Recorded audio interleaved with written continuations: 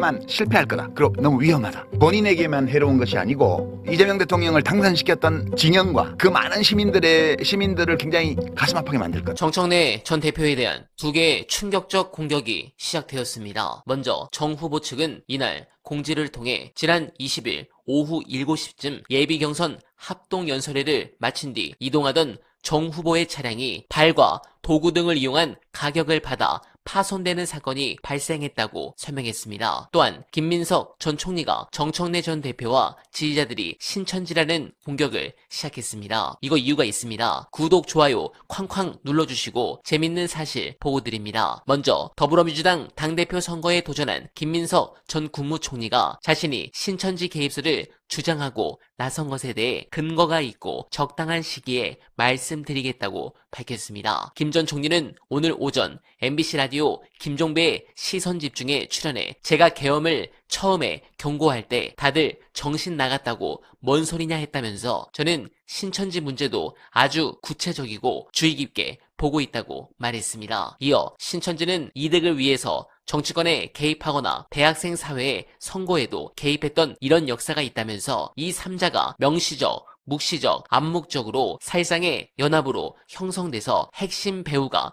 되고 있는 상황이 있다고 부연했습니다. 또 이러한 연합이 현재 민주당의 정상적인 진로의 걸림돌이 되고 있다고 보고 있다. 적당한 시기마다 제가 말씀드리겠다고 전했습니다. 그러면서 신천지와 관련해서 민주당의 전대에 개입하려는 분들은 지휘부든 중간이든 바닥, 일선의 일반 당원의 형태로 계신 분들이 한 걸음도 안 움직이는 것이 좋다고 경고했습니다. 네, 혹시 김민석 전 총리를 옹호하던 자들이 신천지나 리박 쪽이어서 자신에 대한 의심을 지우기 위해서 상대방에게 뒤집어 씌우려고 그러는 것이 아닌가 합리적 의심이 듭니다. 즉 자신을 지지하지 않는 민주당 당원은 신천지다 뭐 이런 논리인 거죠. 네, 문조 털레유를 외치며 먼저 민주 진영을 아사리판으로 만든 이 뉴 이재명 세력이 미는 인물이 본인인데 이렇게 역프레임을 걸다니 정말 어처구니가 없습니다. 김민석 전 총리에게 묻고 싶습니다. 당신이 그렇게 공격하는 유시민 작가는 26살 시절 감옥에서 그 전설적인 항소 이유서를 썼습니다. 그리고 김민석 당신이 그렇게 쉴드치는 대선 전에는 이름도 몰랐던 정민철은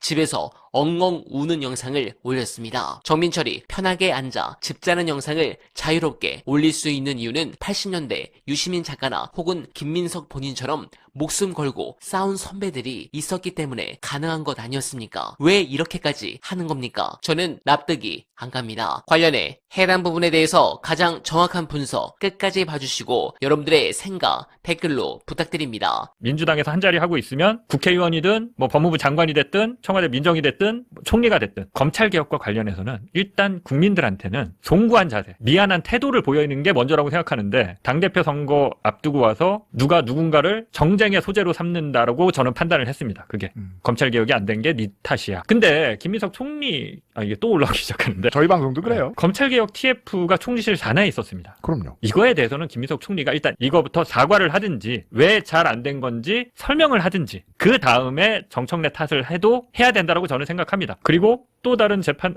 그것과 같이 해서 저는 1차적인 책임은 어찌됐건 김민석 총리한테 있다. 왜냐하면 검찰개혁 TF가 총리실 산하에 있었고 총리실 산하에 둔 게 그냥 둔 게 아니라 국회에서 하려고 하는 여러 가지 목소리들이 나왔었고 이미 입법 발의가 돼 있었고 근데 그거 제로 베이스화하고 정부가 알아서 할게 라고 결정하면서 정부 주도로 결정하면서 TF팀을 둔 거거든요. 근데 제가 왜 그때 그렇게 열이 나서 그런 좀 험한 표현을 썼냐면 중간에 정부 조직법이 나왔어요. 공소촉법, 중수처법. 저는 좀 말이 안 되는 법안이었다라고 평가합니다. 이 평가는 가릴 수 있는데 검찰 개혁을 바라는 시민으로서 이건 도저히 받아들일 수 없는 검찰을 개혁하겠다는 건지 검찰한테 검사한테 더 큰 권한을 주겠다는 건지 저는 사실상 검사한테 더 큰 권한을 주겠다라는 법안으로 봤습니다. 이런 부분에 대해서 김민석 총리가 설명이 없어요. 그럼 그때 왜 그런 정부조직법이 나왔는지 그거에 대해서는 엄청난 사회적인 논란이 있었고 결국은 정부조직법이 안 되고 국회에서 법사위원들이 주장하던 방식으로 갔거든요. 결국은 민주당 지지자를 바라는 식으로 이런 부분에 대해서 단 한 번의 유감 표현